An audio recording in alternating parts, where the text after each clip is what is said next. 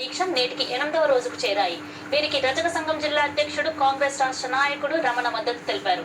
A B C D వర్గీకరణ చేసేంత వరకు తమ దీక్ష ఆగదని వారు ప్రభుత్వాన్ని హెచ్చరించారు.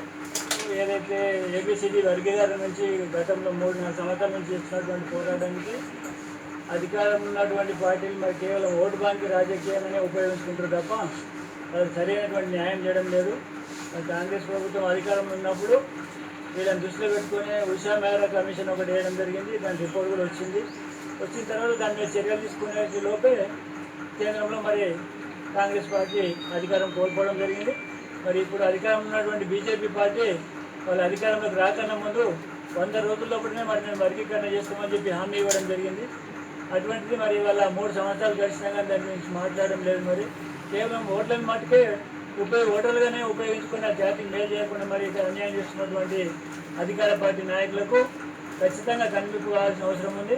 మరి నిజంగా వాస్తవానికి కూడా మరి ఎస్సీ జాబితాలో ఉన్నటువంటి 59 కులాలలో కనీసం ఒక 10-12 కులాల వారే విద్యాపరంగా కానీ ఉద్యోగపరంగా కానీ మరి ప్రభుత్వం నుంచి వస్తున్నటువంటి సబ్సిడీల పరంగా లబ్ధి పొందుతాం తప్ప మిగతా కులాలు అసలు బయట ప్రపంచం ఏంటో తెలియనటువంటి స్థితిలో ఉన్నటువంటి వాళ్ళు మరి ఏబిసిడి వర్గీకరణ చేసినటువంటి అన్నిటికీ కూడా లబ్ధి పొందడానికి వాళ్ళకి అవకాశం ఉంటుంది. కాబట్టి ఖచ్చితంగా ఏబిసిడి వర్గీకరణ చేయాలని చెప్పి మా కాంగ్రెస్ పార్టీ తరఫు నుంచి డిమాండ్ చేస్తూ ఉన్నాం. అదేవిధంగా మరి ఇన్ని రోజుల నుంచి వీరు పోరాటం చేస్తూ ఉంటే మరి రాష్ట్ర ప్రభుత్వం కూడా గతంలో మేము ఐక్యవేదిక ఢిల్లీకి తీసుకొని వెళ్ళిపోయి అఖిలపక్షాన్ని తీసుకొని పోయి ప్రధానమంత్రితో మాట్లాడతామని చెప్పినటువంటి ముఖ్యమంత్రి గారు మరి ఇప్పటి వరకు ఆ ఊసేతడం లేదు. మరి వాళ్ళ పార్టీ అధికార పార్టీలు ఉన్నటువంటి ఎమ్మెల్యేలు కానీ ఎమ్మెల్సీలు కానీ ఖచ్చితంగా స్పందించాల్సిన అవసరం ఉంది. వాళ్ళు మరి ఈ రిజర్వేషన్ పరంగానే ఈ రిజర్వేషన్ లబ్ధితోనే వాళ్ళు ఇవాళ ఎమ్మెల్యేలుగా ఎమ్మెల్సీగా ఎన్నుకోబడి మరి అధికారం అనుభవిస్తూ ఉన్నారు. మరి జాతి మీద ఎందుకు వాళ్ళకి ప్రేమ లేదు? ఖచ్చితంగా అధికారంలో ఉన్న పార్టీ మీద వాళ్ళు ఒత్తిడి తీసుకొచ్చి ఇక్కడ ముఖ్యమంత్రి గారిని కానీ అక్కడ కేంద్రంలో ఉన్నటువంటి ఎస్సీ వర్గం నుంచి ఎన్నికైనటువంటి ఎంపీలు ఎమ్మెల్యేలు ప్రధానమంత్రి పైన ఒత్తిడి తీసుకొని వచ్చి ఖచ్చితంగా ఈ వర్గీకరణకు మరి మద్దతు తెలపాలని చెప్పి వర్గీకరణ సాధించాలని వాళ్ళు కృషి చేయాలని చెప్పి డిమాండ్ చేస్తూ ఉన్నాం. మరి జాతి పరంగానే వాళ్ళు రిజర్వేషన్ అనుభవిస్తున్నప్పుడు ఖచ్చితంగా జాతి మేలు గురించి వాళ్ళు ఎందుకు మాట్లాడడం లేదు, నోరు ఇవ్వడం లేదు.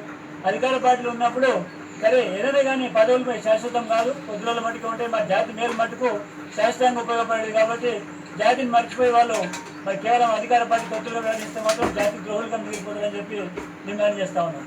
ఖచ్చితంగా మరి వీళ్ళు శాంతియుతంగా చేస్తూ ఉన్నారు. అదేవిధంగా మరి వినకపోతే ఉధృతంగా ఉద్యమం కూడా చేయడానికి సిద్ధంగా ఉన్నారు. కాబట్టి అటువంటి ఉద్యమం చేస్తూ ఉంటే కూడా ఖచ్చితంగా మా రజక సంఘం తరఫు నుంచి ఖచ్చితంగా వాళ్ళకి ఎలాంటి శక్తులు లేకుండా మద్దతు జరుపుతామని చెప్పి ఆదేశాల మేరకు 2 తెలుగు రాష్ట్రాల్లో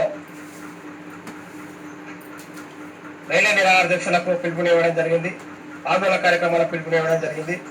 దాంట్లో భాగంగా మెదక్ జిల్లా చిన్నశంకరంపేట మండలంలోని తహసీల్దార్ కార్యాలయం ముందు ఈ రోజుకు 7వ రోజు వ్యవహరిస్తుంది. తెలంగాణ ముఖ్యమంత్రి ఏదైతే మాకు మాట ఇచ్చిండో ఆ మాటకు కట్టుబడి అసెంబ్లీ తీర్మానం చేసిండు.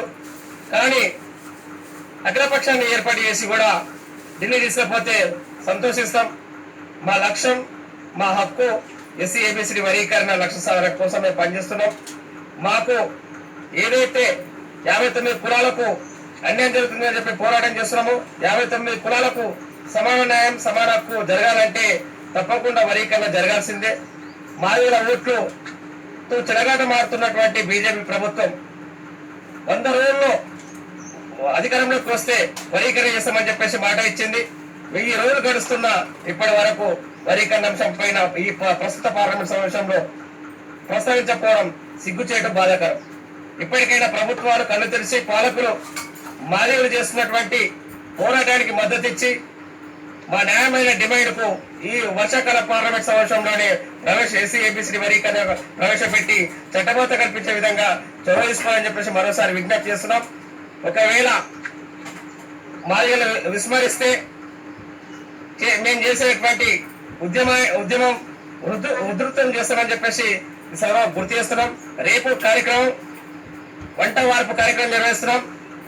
10వ తారీఖు నాడు కలెక్టరేట్ ముట్టడి కార్యక్రమం కూడా ఉంటుంది. కాబట్టి జిల్లాలో ఉన్నటువంటి మాదిగలందరినీ ఏకం చేసి జిల్లా కలెక్టర్ ఆఫీస్ కూడా ముట్టడి చేస్తామని చెప్పి సందర్భంగా గుర్తు